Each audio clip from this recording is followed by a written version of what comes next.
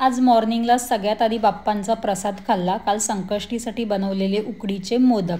आमच्या घरात सगळ्यांना मी बनवलेली मटर पनीर खूप आवडते, तर आज मला बाहेर जायचं होतं, त्यामुळे मी लवकरच भाजी बनवली आणि त्यासोबत मम्मीने भाकरी बनवलेल्या। हे लंचसाठी होतं आणि ब्रेकफास्टमध्ये मम्मीने बनवलेला मस्त सिंपल प्लेन उपमा तो खाल्ला आणि मी रेडी होऊन CSTला आली। तिथे आमचं थोडं काम होतं, ते काम केलं आणि लंचसाठी आम्ही CST स्टेशन समोरच असलेला फेमस आराम वडापावच्या बाजूलाच त्यांचं आराम हॉटेल आहे तिथे आलो। आम्ही घेतलेलं मिसळपाव आणि मी घेतलेली वांग्याचं भरीत, त्यासोबत होती सुकी चटणी, कांदा, लिंबू आणि मस्त मऊ तांदळाची भाकरी आणि खरंच सगळं खूपच भारी होतं, टेस्टी होतं। मग लंच करून झाल्यावर आम्ही CSTवरून निघालो आणि घरी आल्यावर माझं एक पार्सल आलेलं, त्यामध्ये होतं आपल्या नलिनी काकूने पाठवलेला त्यांचा घरगुती आगरी कोळी मसाला।